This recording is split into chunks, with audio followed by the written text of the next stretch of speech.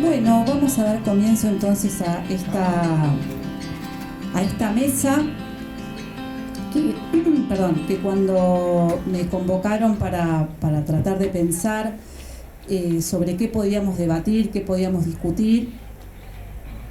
Bueno, a mí me pareció que en la literatura tenemos mucho recorrido en la escritura, en la imaginación de mundos distópicos, sobre todo en el último tiempo, ¿no? Y que como yo creo que la literatura y el arte en general tienen la posibilidad de justamente de crear algo que no existe, desde el punto de vista literal, ¿no? O sea, crear algo que antes no existía, un libro, una obra de cualquier tipo. Siempre pensé que puestas a crear, ¿por qué crear mundos que implica tirar la piedra un poquito más lejos del mundo en que vivimos? O sea, no hace falta hacer mucho esfuerzo de imaginación para saber cómo sería un mundo distópico. Medio que un poquito lo estamos viviendo. Entonces, ¿por qué no hacer el esfuerzo de imaginar o de volver a imaginar mundos utópicos? Y dentro de la literatura, no solamente desde lo que se cuenta, desde la trama, desde el contenido, de lo que está adentro, digamos, o que suele estar o que puede estar adentro de un libro, podría no estar. Ustedes saben que Flaubert le escribió a su amante, quisiera escribir un libro perfecto, un libro sobre nada. O sea que también la literatura es no contar una historia o tener una tasa de narratividad muy bajita, ¿no? Es decir, que se cuente algo muy pequeño. Entonces, ¿por qué no imaginar también desde lo formal, desde la forma, desde los procedimientos, también un mundo utópico? Es decir, tirar la piedra bien lejos, ¿no? ¿Cómo será la literatura en el futuro? Escribir del modo que nos dé la posibilidad de imaginar cómo será la literatura. Entonces, ese es el marco en el que me gustaría conversar, discutir. Ahora discutir parece que es agarrarse a las piñas, ¿no? Pero no, abrazar posiciones, ¿no? Con la vehemencia que cada uno quiera. Yo estoy acá para moderar, para que no haya sangre. Entonces, estoy acá acompañada de Luis Guzmán, que bueno, desde mi punto de vista es un prócer de la literatura, que ha tenido unos amigos que madre mía, ¿no? Se tomaba unos cafecitos con cada uno que... Dios mío, ¿no? Habría que hacer el libro de las memorias de Luis. Lucio Greco y Juan Diego Incardona, que les voy a pedir que ustedes, si tienen ganas, porque es medio engorroso hacer el propio currículum, pero bueno, contar un poquito de qué va la literatura que ustedes hacen o lo que ustedes quieran para presentarse. Entonces, vamos a dar comienzo. Le voy a dar la palabra a Luis, que ha sido el más trabajador de los participantes, y después los compañeros como ustedes quieran, y después vamos a conversar. ¿Sí? Bueno, así está bien, ¿no? Sí, lo ponemos acá. Sí, yo no me llevo bien con esto, no uso celular, no. Bueno, muchas gracias por la invitación, porque hacía mucho que no me ocupaba del tema. Me hizo pensar un montón de cosas, leer un montón de cosas, y como siempre que lees cosas te metes un lío, porque vos decías recién esta cuestión de literatura, pero Borges la tiene muy clara. Cuando a Borges en 1980 le preguntan cómo va a ser la literatura en el año 2000, Borges dice, díganme cómo se va a leer en el año 2000 y decir cuál va a ser la literatura del 2000. Si no se equivocaba el señor. Entonces, puesto en esto, me puse a leer sobre la utopía y Taradesco, porque me encontré con unos libros y escribí poco, porque escribo en letra 20 y leo rápido y después podemos conversar. Lo que te dije de polémica en el lugar era que para que no no dispersarnos. ¿Sí? Digo, no. El texto se llama Payasos del Pueblo. Una cita de Bradbury, de Fahrenheit 451. Es de 1953, Fahrenheit. Lo que realmente importa, Montag, la anécdota, ¿se acuerdan? Es el bombero que quema libros, que se llama Montag. Lo que realmente importa, Montag, es que recuerde que tú y yo y los demás somos los guardianes de la felicidad, los payasos del pueblo.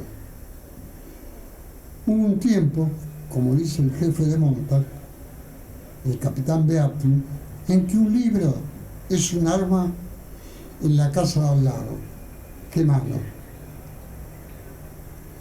Hoy parece que ya no lo es. Aparte, la literatura tiene esos malos entendidos.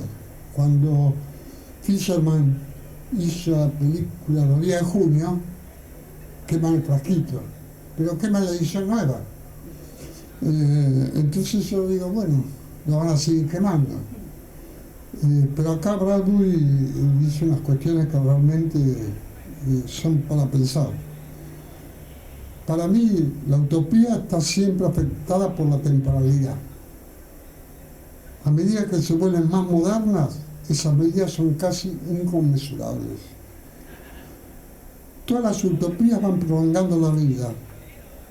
No sé si del hombre, pero sí seguro de la especie. Comienzan por los cientos de años y se prolongan en milenios. Y te llegan hasta millones. Basta citar la obra de teatro de Bernard Shaw, Regreso a los tiempos de Matusalén. Es indudable que si hablamos de utopía, un territorio futuro está en juego. Y también una política. No hay utopía que no sea política. Hoy nos ocupa la distopía, que supone aún un mal mayor que la utopía, aunque estas no necesariamente aseguraban un lugar mejor para el humano. La novela de Hurley, Un mundo feliz, es casi un oxímoron. Un mundo feliz ni siquiera lo reduzco al futuro del hombre, sino que el apocalipsis bíblico, podríamos decir, es Apocalipsis Now. El género Mesa Redonda impone un tiempo de exposición que no quiero exagerarme. Pero basta citar 1984 de Orwell, donde se establece, y es interesante, que lo primero que afecta a la utopía es el lenguaje. El título del apéndice, y crear una nueva lengua. El título del apéndice del libro es perfecto. ¿Saben cómo se llama? Los principios de la parla nueva. Y dice, la parla nueva era la lengua oficial de Oceanía y fue concebida para satisfacer las necesidades del socialismo inglés. Esa lengua se escribía en las editoriales del Times, pero se trataba de un tour de force que tan solo un especializado podía realizar. Se esperaba que la parla nueva terminaría por imponerse a la parla antigua y se terminaría en un inglés estándar hacia el año 2050. Estamos cerca, ¿no? Leer ha cambiado desde el siglo XX, dice Bradbury, se acelera el movimiento. Se lee en Fahrenheit 451. Hoy en día, los clásicos quedan reducidos a una emisión radiofónica de 15 minutos. Después, vueltos a reducir para llenar una lectura de 2 minutos.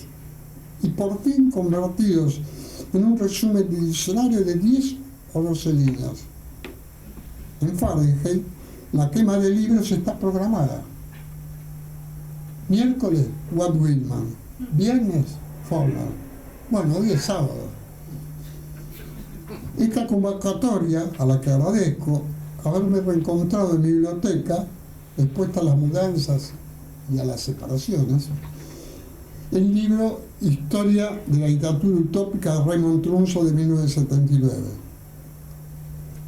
En Fahrenheit le preguntan al personaje: ¿ha leído alguna vez los libros que quema? Sabemos que los esconde y también que muchas veces las prohibiciones engendran demonios. A propósito de lo que venía hablando, ¿no? Bueno, esa amiga a mí me prohibió el libro Patria, Propiedad y Familia. Una señora entró a la librería y yo le regalaba el libro a Cecilia Sapp y yo ya lo tenía escondido el libro, atrás, en la librería. Y le regalé brillos. No, quiero frasquito, me dijo Cecilia. Entonces lo fui a buscar, saqué, estaba escondido, voy ahí y una señora me dice: lo estamos buscando. Le digo: pero ya me prohibió el libro de Reina Roffé, que yo lo tenía en la vidriera, Monte de Venus. Entonces me dice: bueno, démelo, llamo a la policía. Entonces me convenció. Entonces fuimos a caminar por la vía de la larga y le digo: ¿qué va a pasar? Y me dice: pregúntele a Enrique Medina. Y yo: ¿qué le tengo que preguntar? Que ahora escribe cuentos para niños para engañarnos. Entonces en el recorrido yo le digo: yo no escribo más así, no escribo más, era más joven, no escribo más. Entonces le leo un pedazo de Brillos, que era una letra de tango del Tigre Millán. El Tigre Millán tenía marcas en la cara de viruela, picado de viruela, lo mismo que Mota, un hondo barbijo y su cara roja. Le digo: ¿qué? Que cambié. Me dice: usted es un degenerado. 2 días después salió La Prohibición, el día de mi cumpleaños, junto con la revista, no sé, Caras, no sé qué revista era, no, Caras no debe ser. Y lo genial, que el editor, que era, digamos, Alberto Alba, y el poeta Raúl Santana, que dirigió, digamos, el museo, aparte del arte moderno, es una fotonovela pornográfica, y trabajaban como actores. Y al editor de Flaquito lo prohibieron ese día por editar el libro y por trabajar en la foto pornográfica de esa fotonovela. Pero como es difícil, ¿no? Porque uno mismo se censura, ¿no? Porque yo pensaba en una frase de Graham Greene, del Americano Impasible, que dice: no hay peor cosa que las buenas intenciones. Son como un leproso que se pasea por el mundo sin campanillas. Y la censura de la época, la mía, casi me hizo tachar la palabra leproso. Por suerte la dejé, ¿no? El epígrafe de la novela de Bradbury mide a temperatura que el papel de los libros se quema y arde, ¿no? Ya termino, falta poquito. El jefe de Montag, ante las vacilaciones de su subordinado, le cita una frase de Alexander Pope: las palabras son como hojas, cuanto más abundan, raramente se encuentra debajo demasiado fruto o sentido. Bravo anticipa con claridad cómo hay que hablarle al pueblo para que olvide la guerra. Dice: todo comienza y termina rápido. Luego, en el siglo XX se acelera el movimiento. Los libros, es genial, los libros más breves, condensados, boletines tabloides, todo se reduce a la anécdota y a un final brusco. Lo escribe en 1953. Basta venir por la avenida Libertador, de frente, donde está el zoológico, para leer cada mañana de mi vida, como Netflix, ya las series, ¿sí?, de que tenés que ver, por supuesto con la intimidad que parece dirigida a cada uno que la lee. Cito la última que leí. Dice: re loca me pongo cuando a Diego le da hambre. Sí, hay hambre, ¿no? 451 es actual. Dice, a la gente atiborrada de datos, no combustible, lanzarle encima tantos hechos que se sientan abrumados, pero totalmente al día en cuanto a la información. Es impresionante. Si están informados, son libres, tienen la sensación de que piensan, se mueven sin moverse y serán felices, porque los hechos de la naturaleza no cambian. La moraleja, la felicidad consiste en que la naturaleza no cambia, pero hoy, con la catástrofe climática, te atiborran otros datos. Hoy las imágenes televisivas contrastan las inundaciones de Bahía Blanca, ¿no?, con paisajes serenos y paradisíacos de Mendoza, de Bariloche, invitando al turismo casi de manera simultánea. Solo es cuestión de cambiar de canal, y a veces ni siquiera es necesario. No tienen ni, no sé, podrían dejar pasar un día, ¿no? Veías la inundación y después seguía y veías Bariloche que te invitaban, o Mendoza, o lo que se te ocurra.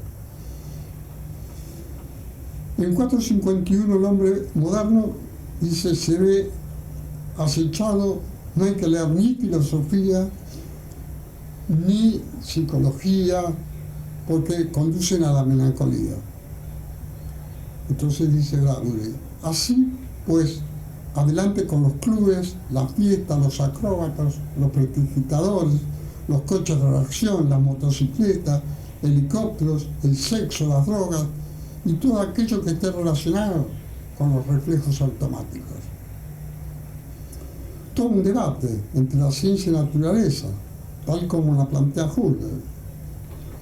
Es el progreso de la ciencia en cuanto que afecta a los individuos. Pero, como señalaba Heidegger, la verdad de la ciencia es la técnica. Doblin, el extraordinario escritor, ¿no?, de Berlín, Alexander Plath, dice que escribió una utopía que se llama Montañas, Mares y Gigantes. Dice, el hombre no tiene derecho a desviar la naturaleza de sus fines ni a extraer de ellas la fuerza para dominarla. O siempre que en la utopía aparece una lucha con la naturaleza. Quiero retornar a la figura del payaso. En 451 hay un diálogo entre Montag y Mille, su mujer.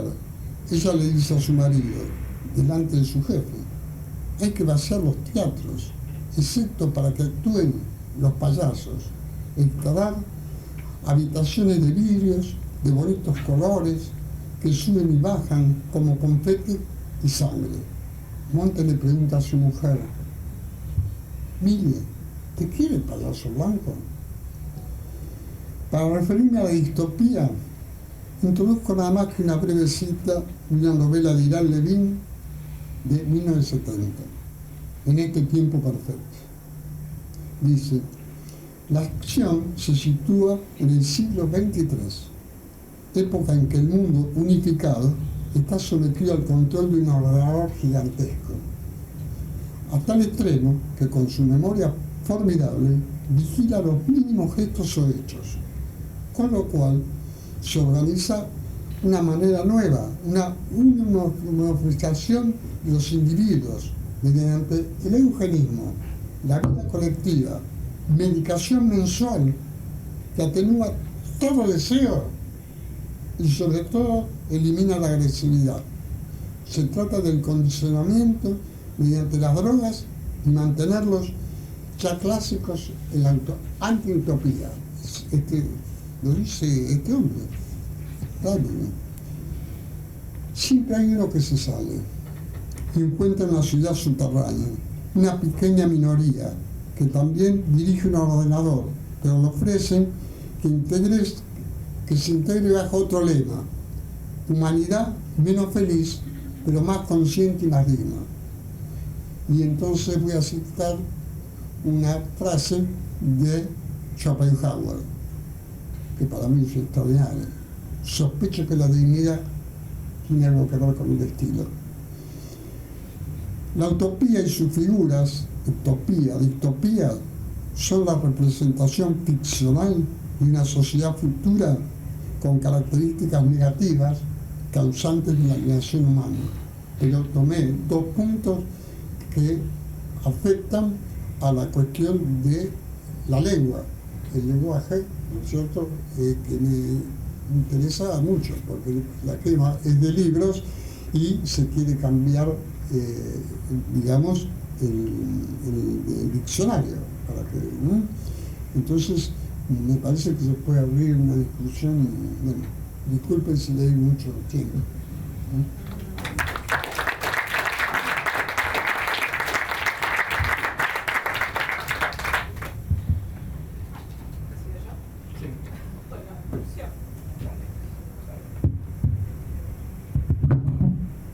Bueno, hola. Gracias por la invitación. Explico por qué creo que me invitaron. Porque claro, también, ¿quién tiró mi nombre? Mi nombre creo que lo tiró Damián Lamaña Guiñazú, que es poeta, y de ahí nos conocemos, del mundo de la poesía. Mi particularidad sería que yo escribo una poesía que está ahí en los límites de la ciencia ficción y que muchas veces encaro lo que son mundos distópicos. Lo que hago básicamente, escribo varias cosas distintas, pero en general lo que más me caracteriza es escribir una poesía que es casi una sátira política y que va tomando a los personajes del presente y muchas veces los transporta a mundos extraños, ¿no? Así tengo unas series que salieron en el 2015 con el nombre de cada zombie, que digamos narra, son distintas series que hablan de toda la década del 2005 al 2015. Después tengo una dedicada a Macri que se llama Oda a Presidente Macri, otra a la cuarentena que son 2 libros que se llaman Alberto Presidenta, y ahora hace poco terminé de escribir una que es La Gran Guerra Incel. No sé si mucha gente acá está familiarizada con el término incel, pero bueno, incel es un acrónimo que significa célibes involuntarios. Es una autodenominación que toman unos jóvenes allá por principios de los 2000 en foros de internet. Y son varones que se empiezan a juntar primero a llorar sus penas, después a autoodiarse porque se detestan a sí mismos y después generan una especie de resentimiento expansivo, ¿no? Sobre todo odian a las mujeres, pero a todo odian también, un poco a todo. Y son un poco la base, ¿viste? El núcleo duro de los libertarios, los primeros que aparecían, los trolls ahí que estaban todo el tiempo en internet, ¿viste? Buscándole, doxeando a la gente, dando su información pública, bueno. Entonces, bueno, creo que por eso es que me invitaron, porque me interesa mucho el término. Me gustó mucho algo que dijo Luis, que la utopía, para él, ¿viste? La palabra utopía no la contraponía a distopía. Él decía que la distopía era como una cosa más de la utopía. Él ya en la utopía veía un problema. Eso me parece interesante, porque en general uno cree que la utopía es el mundo ideal o algo así, con un funcionamiento ideal, y la distopía es cuando no funciona, ¿no? Y aparte vos, digamos, vos la seguiste bien, sí. Del lenguaje. Sí, del lenguaje, por supuesto. Yo no tenía ni idea. Sí, por los incels. Porque el payaso blanco es obvio, ¿no? No hace falta que... Exactamente, es como es la distopía payasesca y terrible y cruel, ¿no? Y a mí me parece que hay algo muy puntual que estuve hablando con bastante gente últimamente, que es que estamos en una época que parece difícil escribir ciencia ficción. Hablo de la ciencia ficción porque la ciencia ficción tiene muchas utopías en su haber y distopías, ¿no? En general. Y ahora parecen, ¿viste? Las cosas pasan tan rápido que imaginás un flasheo y a la semana que viene es un anuncio del gobierno. Es una cosa que es increíble, ¿no? Es difícil alcanzarle el tranco, ¿viste? Que te digan, mirá la locura que se te ocurrió. No, Trump lo hizo. Es así, ¿viste? Como son cosas que parece que no, pero se vuelve difícil encontrar el terreno donde algo es de ciencia ficción. La temporalidad. Sí, claro, como antes, yo no sé si fue Raquel que dijo de estar viviendo en una distopía, o alguien dijo acá, y me parece que es eso, ¿no? Estamos transcurriendo algo que para alguien de hace algunos años podría ser perfectamente una distopía infernal, ¿no? Torturante, y eso es lo que vivimos, es la que nos tocó, parece. Pero bueno, que diga algo, le paso el micrófono a Diego, así tira algo y después.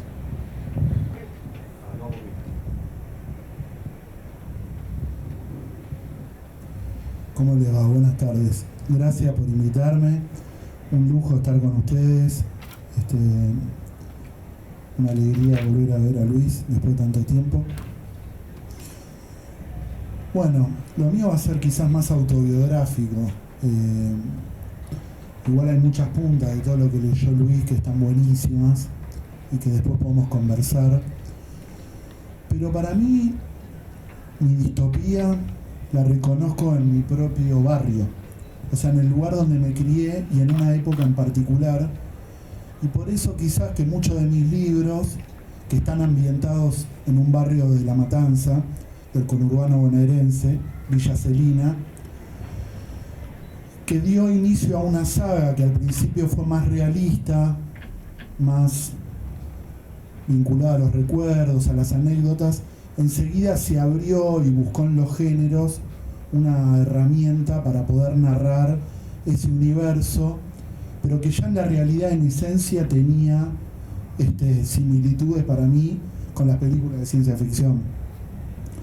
Estos libros se llaman Villa Celina, El Campito, Rock Barrial, Las Estrellas Federales, y ahora saqué uno que se llama Quebranto. En Las Estrellas Federales, por ejemplo, hay tormentas de ácido sulfúrico que se desencadenan en la zona porque la fábrica ya están, el cordón industrial se desmanteló, nadie se encarga del mantenimiento de los depósitos, de los tanques, hay fugas de líquidos contaminantes sobre nuestra cuenca cercana, el riachuelo. Nosotros éramos como Tom Sawyer y Huckleberry Finn a orillas de un Mississippi contaminado, ahí atravesando unos basurales, unos cañaverales, en nuestro espacio de aventura, ahí pasando Puente La Noria. Era el lugar a donde íbamos a jugar. Pero todo eso que escribí, todo eso que inventé, ahora con el tiempo percibo que tiene el germen en mi propia experiencia de vida. Ese conurbano que era un poco urbano, un poco rural, ya generaba una síntesis muy especial. Los barrios de monoblocks, las autopistas, las villas, rodeadas de descampados o de arroyos, luces malas brillando en el campito, cerca de los cascos iluminados de los barrios, en este caso de Villa Celina, de Tapiales, Villa Madero, Aldo Bonzi, Ciudad Evita. Y en esa calle me crié sin saber que algún día iba a contar todo eso, a ponerlo por escrito. Y que no todo era fruto de la realidad, sino de una imaginación condicionada por esa distopía que yo estaba viviendo sin saberlo, y que especialmente giraba en torno al cierre de las fábricas.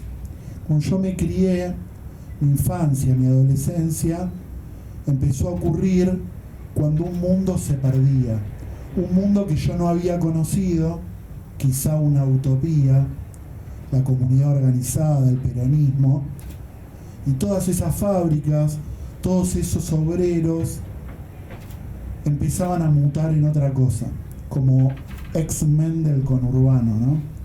El tipo que era tornero, como mi papá, se convertía en remisero, mudaba de piel, ¿no? Como un lagarto. El que tenía un tallercito, una matricería, cerraba y abría un parripollo, ¿no? Era un momento de cambio. En ese mundo en transformación, para nosotros, esos lugares que nos rodeaban, a una cuadra de mi casa había una fábrica química, a la vuelta una matricería, muchos talleres que se empezaban a cerrar, había una transición y nosotros nos metíamos ahí, íbamos a jugar. Nuestros juguetes de esas naves espaciales eran los tornos, las fresadoras, las limadoras. Mis viejos, quizá yo no encarnaba tanto el sueño de mi hijo el doctor, sino en mi caso era mi hijo el ingeniero. Mi papá era tornero, entonces me mandan a una escuela industrial, tornos a polea, ¿no? Era una cosa que hoy puede resultar anacrónica, pero en ese momento todavía era una esperanza, pero que no iba a volver, que se estaba perdiendo, ¿no?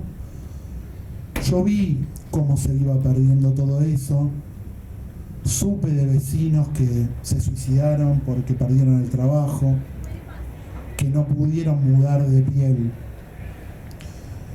En el medio de todo eso ocurrían cosas que parecen más del realismo mágico que de la realidad, pero bueno, así es nuestro país. Y todo en algún momento lo iba a escribir. Una noche del año 1984, hacía poco que se había terminado la dictadura, ya se venía hablando en los diarios. Yo tenía 13 años y empezaba a leer los diarios. Y se hablaba de un personaje que enseguida capturó mi atención porque se parecía a los personajes de mi literatura favorita que yo leía en la colección Robin Hood, en la colección Minotauro. Hay un personaje que apareció en Brandsen, bien al sur de la provincia de Buenos Aires. Al principio lo bautizaban de distintas maneras: el sátiro dientudo, el gato montés, y en un momento le quedó el nombre de el hombre gato. El hombre gato apareció en Brandsen y generó una verdadera paranoia. Era un tipo que aparentemente se vestía todo de negro y era como un acróbata, medía 2 metros, sus ojos eran rojos, la gente lo veía que saltaba por los árboles y por los techos.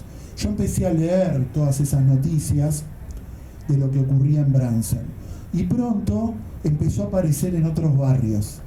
Pero desaparecieron, porque antes está el sátiro de Cartagena. Bueno, pero ese era otro. Claro. El hombre gato que aparece en Estaba lleno de sátiro. No, había obviamente criaturas y personajes que podrían ser de un universo de fantasía y que habitaban sobre todo la ruralidad que bordeaba a esos cascos de luz del conurbano, que podrían ser más de un imaginario del campo que de la ciudad, pero apenas cruzando la General Paz, apenas cruzando el riachuelo.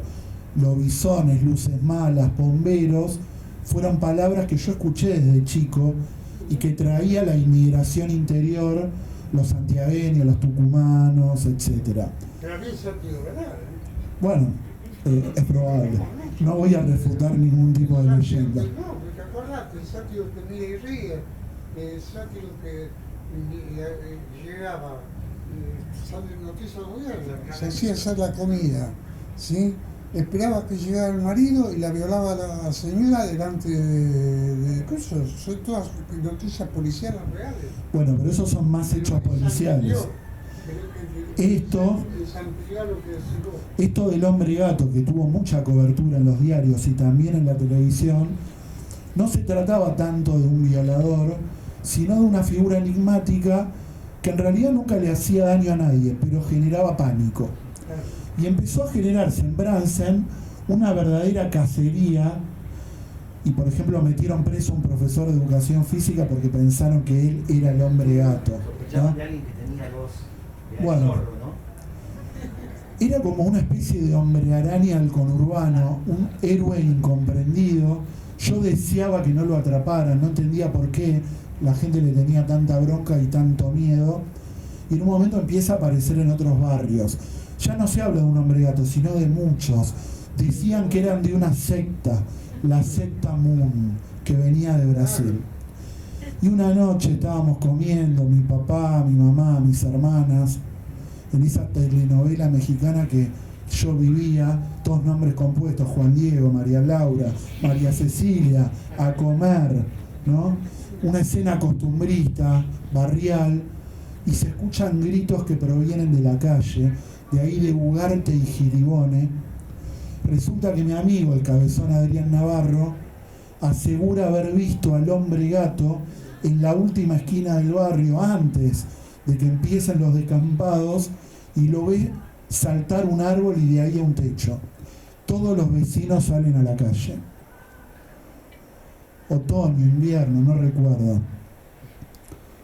mucha gente armada. Villa Celina en esa época era un barrio de piratas del asfalto, y además la gente que venía de las provincias tenía escopetas, le tiraban tiros a los árboles. El hombre gato se había metido en un barrio picante, ¿no? Llamaron a la policía, llegaron los efectivos de la policía bonaerense, y alguien dice que el hombre gato se metió en los terrenos donde estaban los galpones del viejo Monti. Monti, ¿saben quién era Monti? Era el padre de un famoso dramaturgo argentino, Tito Monti, que todavía no era dramaturgo y que era el mejor amigo de mi papá. Su familia vivía a la vuelta de nuestra casa, en esos galpones de matricerías que se empezaban a cerrar, sobre todo después en la década del 90, había muchos árboles de frutas democráticas, que son esas que no están en las verdulerías y que uno agarraba directamente los árboles, como los nísperos, las granadas, las moras, los quinotos. Y ahí lo vieron saltar al hombre gato. La policía tiró una bomba de gas lacrimógeno que los nietos de Monti me regalaron. Yo la tuve como un tesoro muchos años, se la mostraba a mis amigos, se había partido, la encinté con una cinta de embalar, y 2 veces vino aquella noche, no lo encontraron, pero el hombre gato dejó sus marcas. Al otro día mis amigos Martín y Fernando me llevaron a recorrer el lugar y yo vi impresionado las cortezas de los árboles arañadas por el hombre gato. Luis, pasaron décadas. Llegamos al año 2008, esto pasó en el 84. Humildemente publiqué un libro llamado Villa Celina, con anécdotas de infancia y de juventud, y no podía faltar el hombre gato y aquella noche. Un día un muchacho me manda un mail y resulta que era un amigo de la infancia, Fernando, el nieto de Monti. Juan Diego, amigo querido, vi una nota en el diario, me compré Villa Celina, qué alegría, gracias, nombraste a mi familia, qué gracioso el hombre gato. Te tengo que contar que aquellos arañazos en los árboles los hice yo con un cuchillo para engañarlos a vos y a mi hermano Martín. Esto no alcanzó a refutar mi fe en el hombre gato, que si buscan en YouTube para que vean que en realidad esta distopía no es inventada, es real, vuelve a Villa Celina en los años 90 en una transmisión legendaria, mítica de Crónica TV, que titula Villa Celina, el hombre gato resiste en la copa de un árbol. Yo justo me había ido, disculpen que sea tan autobiográfico, ya cierro, yo tuve 4 novias, Luis, Ana Natalia. Después rompí con una amiga, pero en esa época me fui a vivir con Ana 1 a Edo, me desarraigué. Y ahí, claro, organizar el amor, ¿no?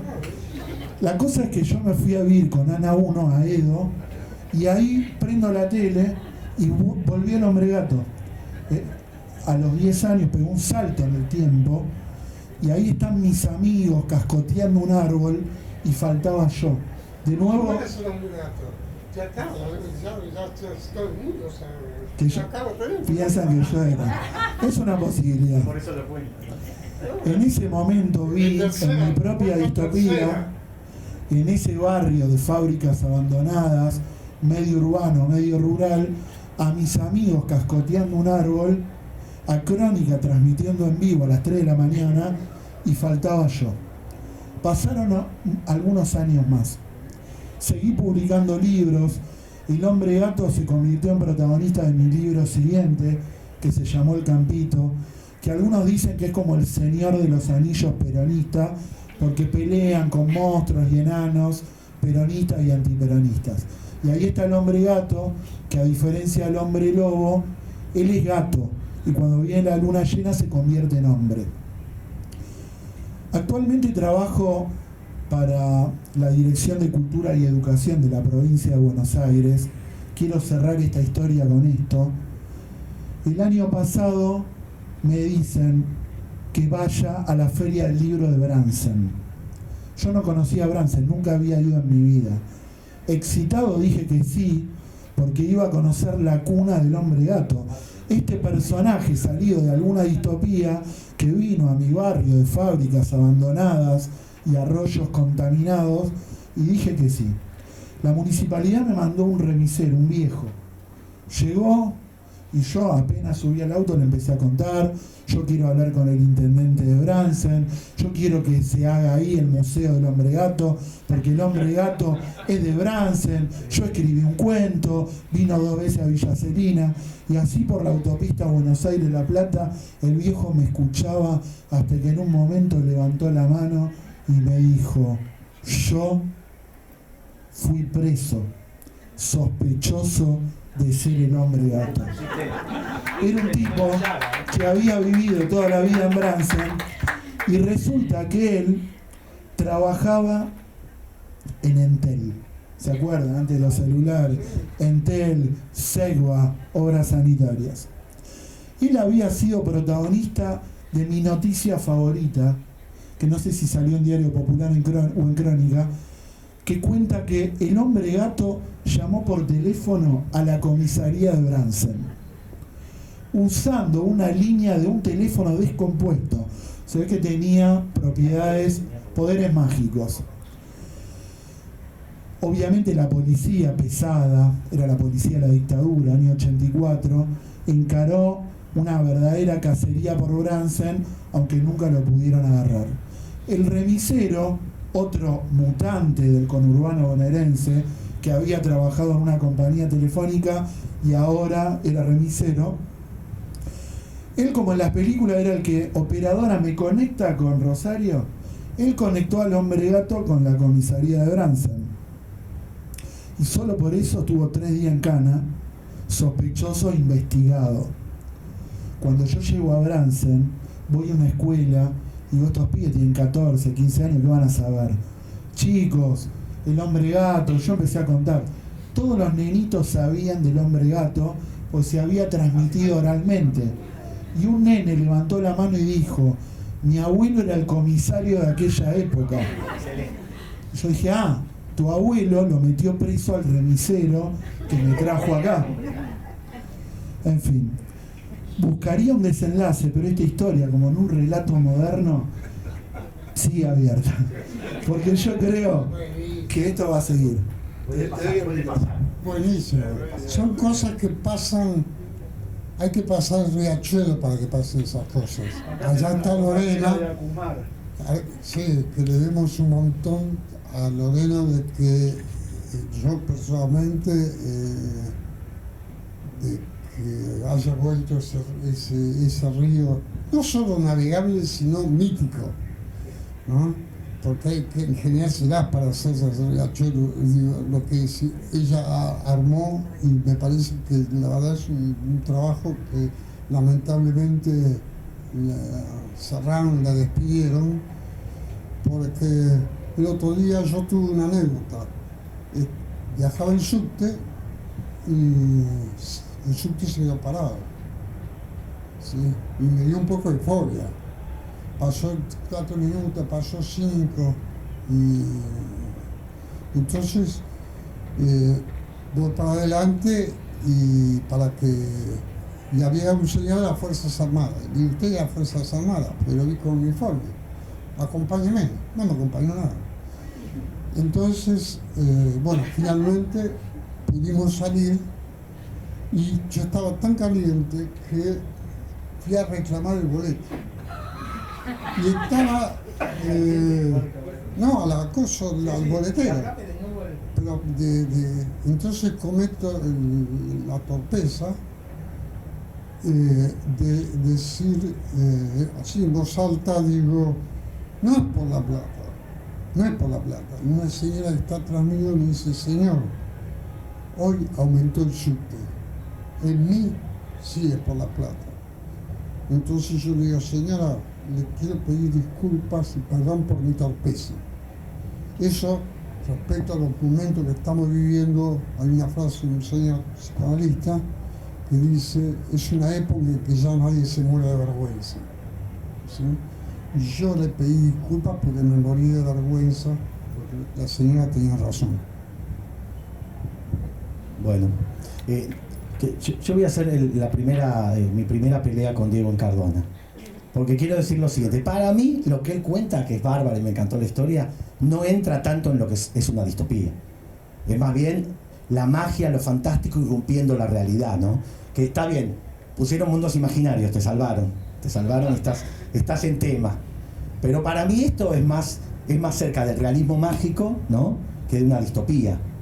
Quizás las Creo. fábricas abandonadas le dan ese contexto de ciencia ficción, ¿no? Sí, el espacio es totalmente distópico, porque es Mad Max, ¿no? Casi. Claro. Toda la planicie, ¿no? El desierto. Hay una cosa de las distopías que es eso, es lo desértico, ¿viste? Lo destruido, lo acabado, lo terminado. Pero... la fábrica cerrada de Sí, sí, claro. A mí me parece que eso sí, ese elemento es profundamente distópico. El tema de una funcionalidad que existía, unos edificios que se usaban para una cosa y que ahora son ruinas. Ruinas o viejos museos de lo anterior, ¿no? Pero bueno, igual era porque me quería pelear un poco. Bueno, a mí, más allá de esta distinción, que bueno, es más la vivencia es más distópica según desde qué rol se viva, ¿no? Una cosa es observar eso y otra cosa es padecer o haberse hecho la ilusión de que con la indemnización te ibas a hacer un parripollo y por fin vas a no tener patrón. Pero lo que me llama la atención es que ya falta poquito para que cierre y hemos hablado muy poco de utopías. Y a mí me parece que estaría bueno, ¿no? Sobre todo desde las artistas, desde los artistas, poder hacer ese aporte, ¿no? El aporte de transpirar cerebro, de hacer un esfuerzo de la imaginación para voy a decir medio bruto, ¿no? Pero dejar de narrar la realidad que de todos modos vivimos y tratar de hacer el esfuerzo de imaginar cómo se resolverían los problemas que tenemos, ¿no? Los libros de ciencia ficción que están buenos, que uno disfruta, todo ese mundo es la premisa de una historia, ¿no? Hay libros que son más plomos, donde nos explican cómo es el mundo y ahora pasa esto, y pasa lo otro, y pasa lo de más allá, cómo se lleva a esa realidad, y bueno, y la historia no viene nunca. Los libros que están mejores, ese mundo se da por sabido, ¿no? Se da por hecho, y entonces se va habitando. Los personajes habitan un mundo que se da por sabido y ahí, bueno, aparece una historia. Y eso para mí pone en valor cómo son los libros que llamamos del realismo. Es decir, hay un mundo que se da por hecho, que se da por sabido y aparece ahí una historia. Ese mundo también es un mundo creado, porque no existe, el realismo no retrata la realidad, porque ahí sí que nos agarramos de piña. Claro, así que nos agarramos de piña para decir qué es la realidad, ¿no? Entonces, ¿dirías que la distopía es el género realista ahora? Yo diría que la distopía está muy cerca del realismo. ¿En qué sentido? En el sentido de que es el relato que mejor manejamos, no exactamente porque estemos viviendo una distopía en el sentido más literal de un mundo apocalíptico, digamos, ¿no? Pero las imágenes de ese mundo apocalíptico están al alcance de la mano, ¿sí? Uno ve Bahía Blanca y puede imaginarse el mundo completamente inundado. Uno ve los incendios, claro, terrible, no, sí. ni terrible, o uno ve los incendios en Bariloche y se puede imaginar rápidamente un mundo sin árboles. Uno ve las aguas contaminadas y puede imaginarse rápidamente un mundo sin agua. ve este gobierno y puede imaginarse rápidamente un capitalismo que prescinda completamente de la humanidad. O sea, es cierto que no es el mundo entero, es cierto que tiene grietas, pero digo, esas imágenes están al alcance de la mano. No hace falta hacer nada, acá estirar, como decía Diego, y te comes un níspero. Bueno, el níspero La temporalidad ha cambiado.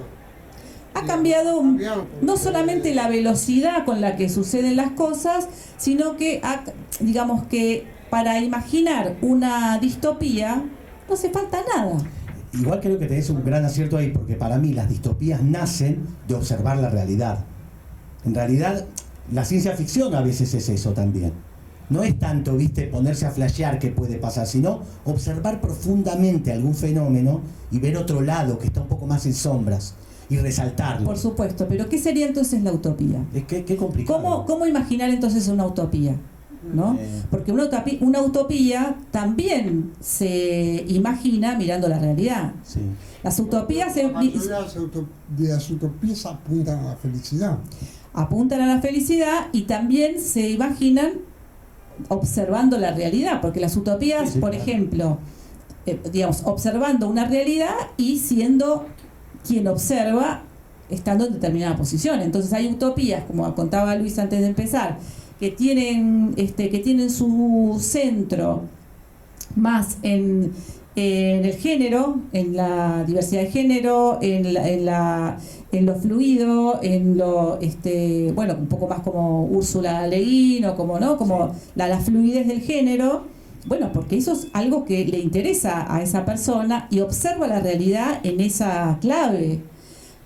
Hay utopías que tienen que ver con lo económico, ¿sí? Más las utopías como de izquierda, ¿no? Un mundo sin clases sociales.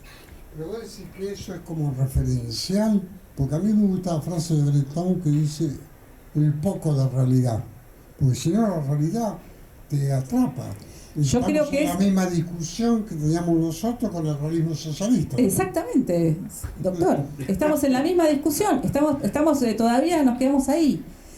Entonces, Por ahí no tiene salida, ¿viste? por ahí es una dialéctica ahí en la que tratamos de hacer algo. No sé.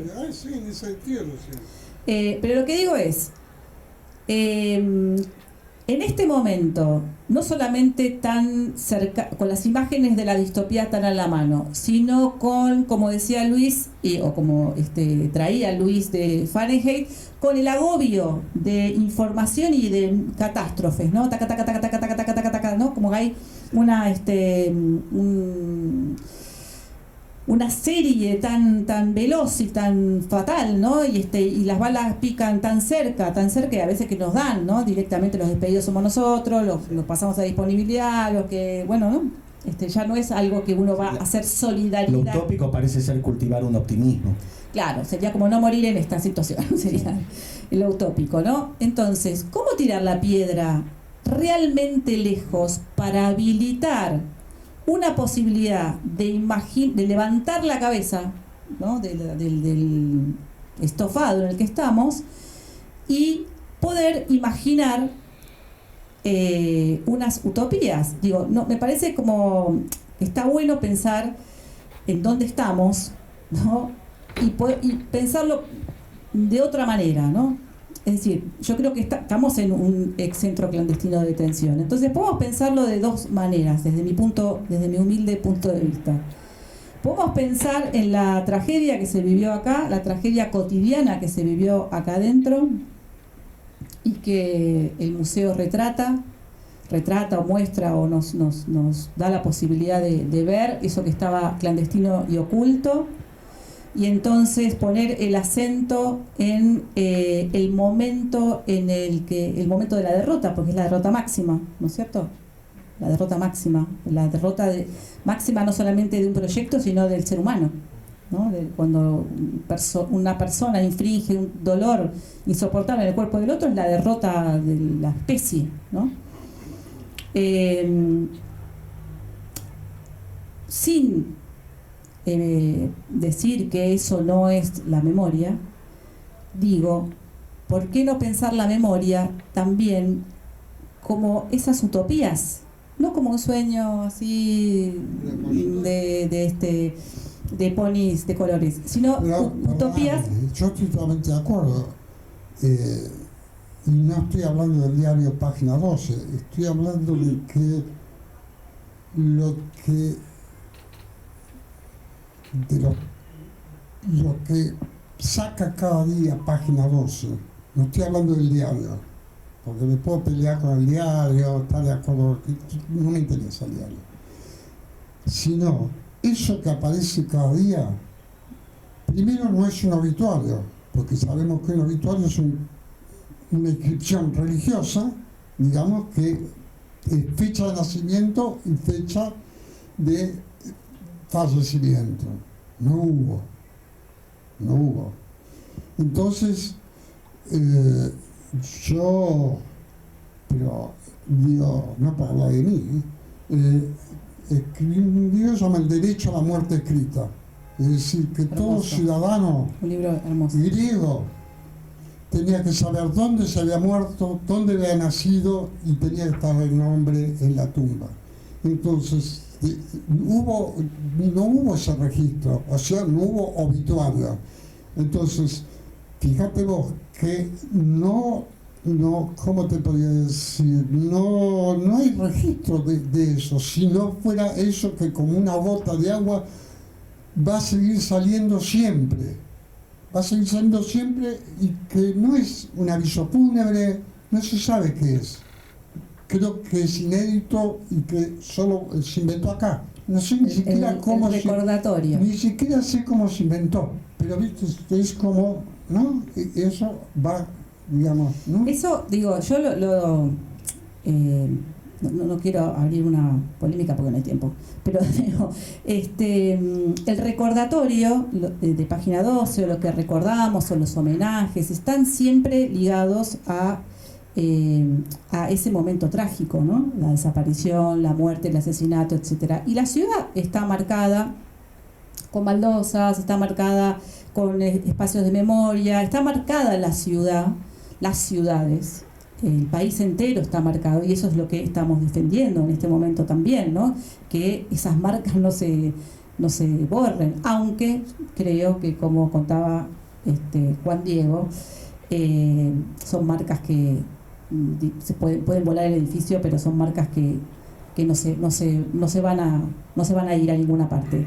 Ahora, las marcas, los hitos de esas pequeñas victorias, esos momentos de victorias en el sentido de el momento en que la organización popular logra algo, ¿no? El valor de la organización popular. Esas marcas faltan en la ciudad, desde mi punto de vista. Y eso también es la memoria, ¿no?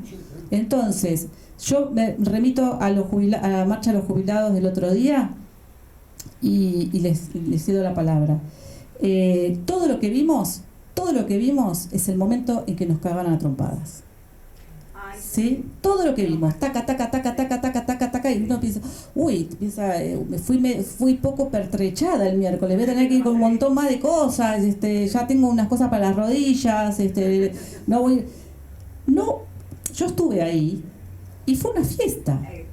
Fue una experiencia hermosa, de una sensación de buena onda, de todas las camisetas de todos los clubes, una felicidad. Eso no está en ningún lado, y eso me parece que también habla de cómo construimos la memoria. ¿Cómo construimos la memoria? ¿Por qué? O sea, no digo, por supuesto, que no veamos cómo le dispararon al fotógrafo, porque eso es también la realidad, pero eso fue un momento de la realidad. La señora que cayó en el piso fue otro momento de la realidad, pero hubo un momento muy largo entre la represión del Congreso y la siguiente represión, muy largo, porque fue de Congreso a Plaza de Mayo, donde saltamos, gritamos, hicimos pogo, la pasamos bomba. Yo fui recorriendo toda la marcha, todas las camisetas, me hubiera sacado foto con toda la camiseta, abrazándonos con gente desconocida, O sea, como la sensación de recuperar alguna cosita. Bueno, Eso no pero está. ya salió, que van a sacar los drones. Al sacar los drones no se va a poder... No se va a Vende, yo estoy segura que vende. Estoy segura que los medios de comunicación, no importa, los medios de comunicación, pero fijémonos en nuestras redes sociales. ¿Qué estamos publicando?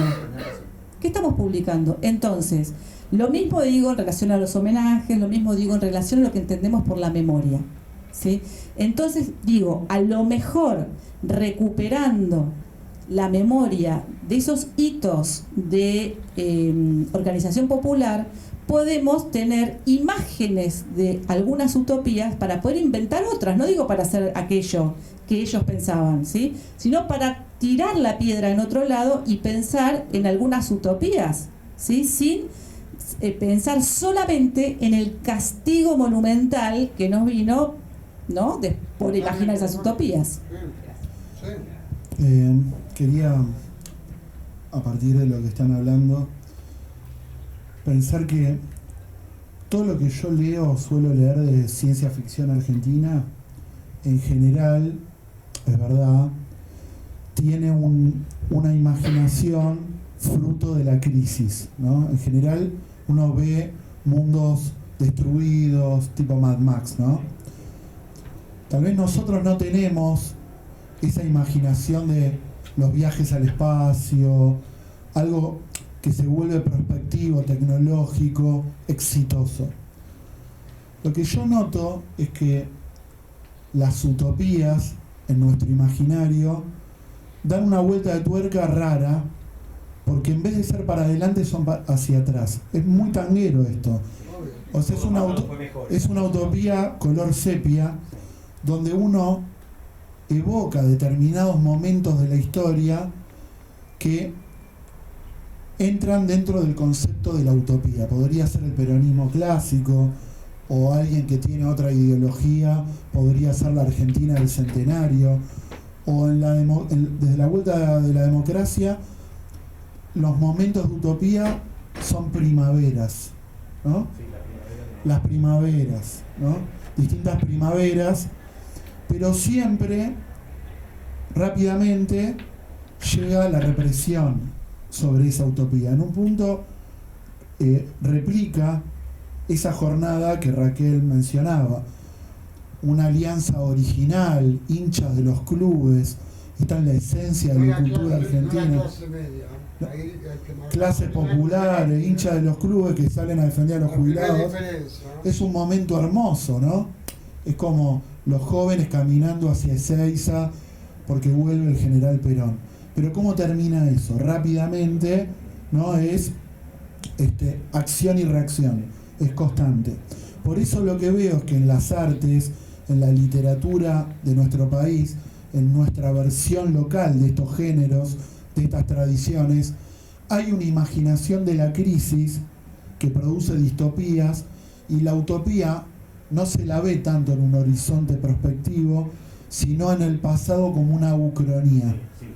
O sea, eso es lo que yo noto de la producción argentina, ¿no? Somos gente del siglo pasado. Y como una especie quizás de la utopía se ve como el reflejo deforme de la distopía.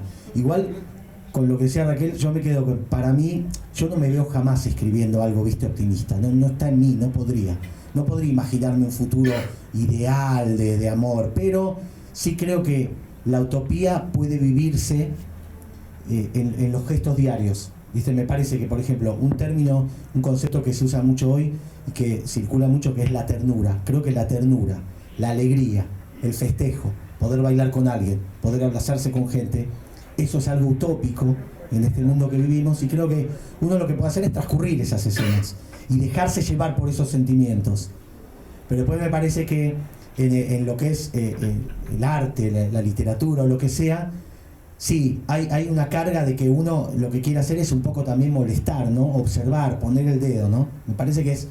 Pero sí creo que se pueden vivir muchas cosas utópicas. Si bien no tengo un optimismo increíble, quizás si fuera optimista me hubiera pegado un tiro también. Porque la verdad que el optimismo tiene esa contracara, ¿no? Porque si esperás algo bueno y ves lo que está pasando, bueno, te agarra un patapúfete, yo qué sé. Pero Claro, no sé qué es ser Yo auténticamente soy optimista. patológicamente optimista. Me parece bueno, igual creo que sí, que se puede vivir la ternura, el cariño, la alegría, se pueden vivir esas cosas. Eso, en Igual eso hay creo. algo que también es parte del género y es en un punto las tramas de la literatura consisten en armar conflictos, porque lo que atrapa a alguien que lee o al espectador de una película es un conflicto, una trama que, como todo problema, busca una solución, toda trama busca un desenlace, a veces está y a veces no, pero un mundo feliz, parafraseando el título, si fuera efectivamente feliz sería aburrido. O sea, en realidad no, nos entretenemos con los problemas, por eso toda utopía siempre tiene una contracara distópica para que argumentalmente sea interesante. Y también pienso en cómo arranca la ciencia ficción argentina. Lo más antiguo que yo conozco es Eduardo Holberg, que en 1870, mientras Mansilla publicaba su folletín de una excursión a los indios ranqueles, él, que era admirador de Eta Hoffman, escribía sobre autómatas, robots, ¿no? Había algo prospectivo en esa Argentina del siglo XIX, aunque también medio gótico, ¿no? Después pienso, no sé, en algunos relatos de Lugones de las Fuerzas Extrañas, ¿no? Son los primeros libros, los primeros intentos de pensar mundos distópicos, mundos imaginarios de una ciencia ficción en Argentina. Después, obviamente, la invención de Morel, Bioy Casares. Habría que ver cómo son esos libros fundacionales de esta tradición para pensar también cuáles son los pilares que después se desarrollan, porque obviamente en nuestra literatura está acostumbrada a eso, del mismo modo que uno piensa en El Matadero como un texto fundacional que después se reescribe en torno al peronismo, etcétera. También los géneros, las tradiciones vinculadas a los mundos imaginarios y distópicos que podemos rastrear dentro de nuestras letras, encuentran ahí esas obras que son pilares y que me parece que tal vez con el paso del tiempo se replican en muchos aspectos, ¿no? No sé si se siguieran escribiendo robots en la imaginación nacional. De todos modos, vieron que la ciencia ficción argentina es medio siempre outsider, porque el policial sí se convirtió en un género canónico, pasó al centro de nuestra literatura. Lo mismo que el fantástico, que a mediados del siglo XX los grandes autores del mainstream literario, Borges, las hermanas Ocampo, Cortázar, todos escribían fantástico y es más, veían con malos ojos el realismo. Un Bernardo Cordon necesitó de tiempo para ser recuperado y valorado. Pero la ciencia ficción siempre estuvo medio marginal. Es muy de los folletines, de los fanzines, y tienen también un universo aparte, una circulación aparte. Ahora, dentro de estos grandes nombres que uno puede rastrear, habría que ver cómo se escribieron esos mundos utópicos. Quizás vos, Luis, puedas agregar algo de esto. No, pero Bernardo Cordon, sí, está bien, pero el problema del realismo era que, como dice Nabokov, el demonio el mensaje.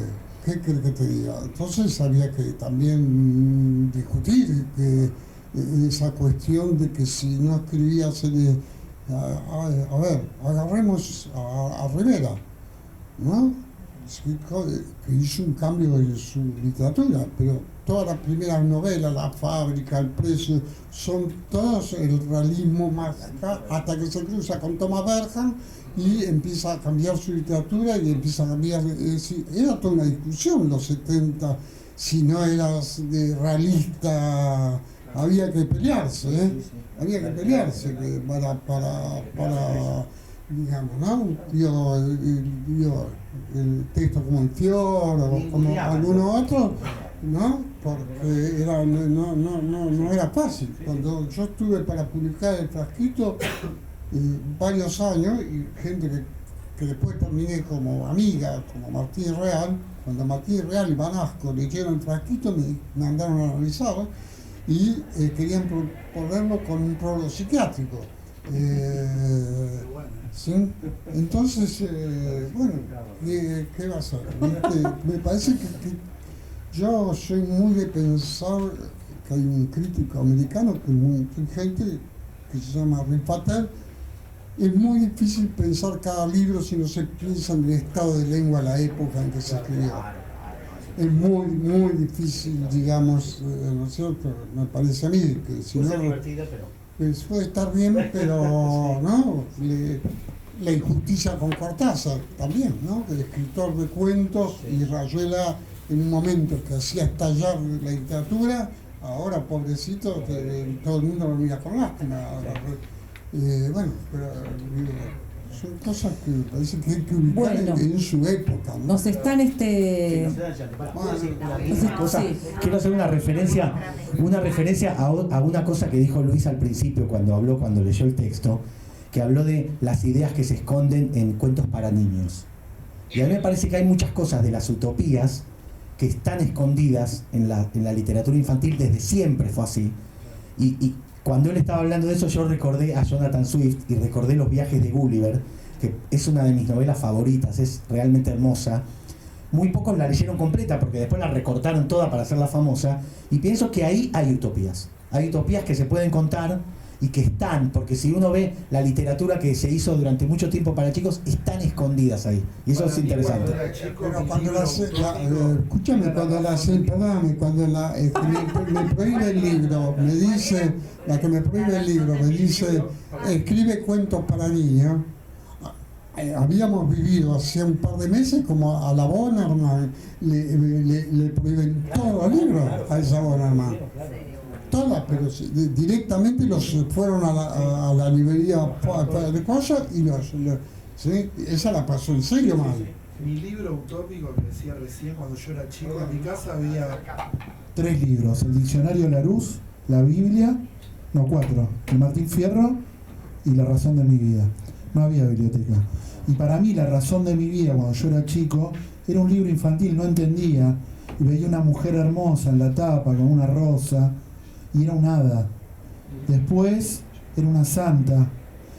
Era una confusión más que una razón para mí, porque constantemente, a medida que era chico y tomaba ese libro, que en un momento estaba a la vista, en un momento estaba escondido y no entendía por qué, era como un libro utópico, si yo lo pienso. Los libros siempre se esconden en las bibliotecas, así mismo se esconden, ¿no es cierto? Me parece.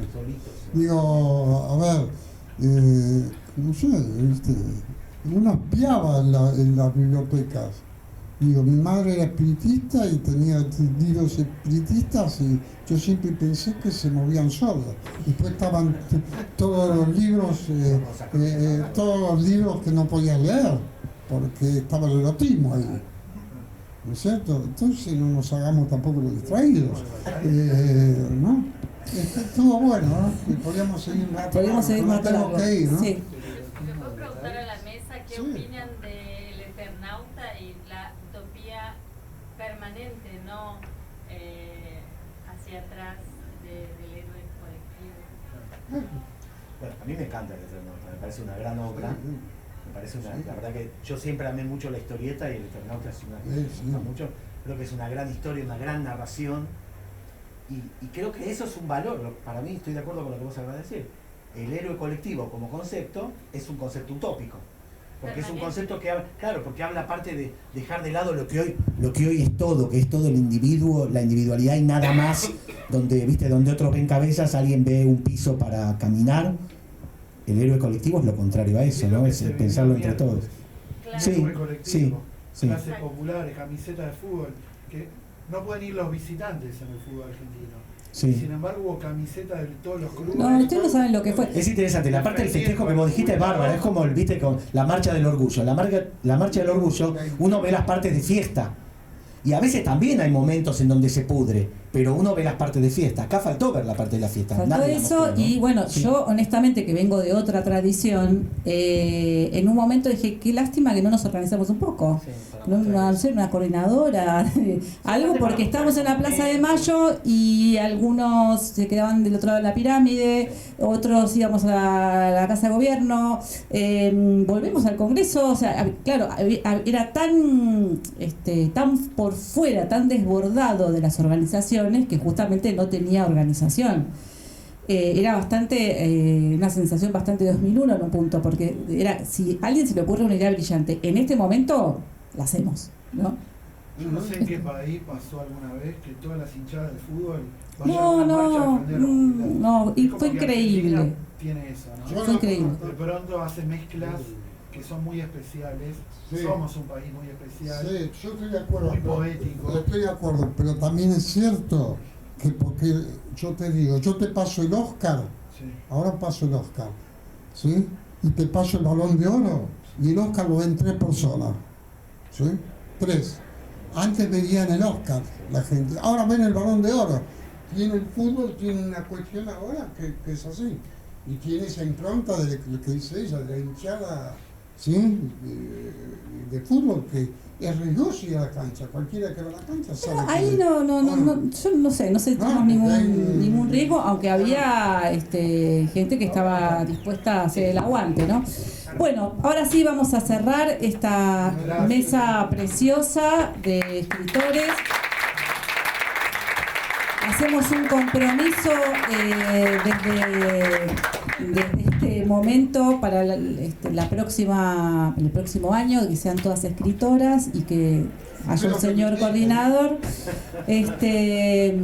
Y muchísimas gracias por la atención.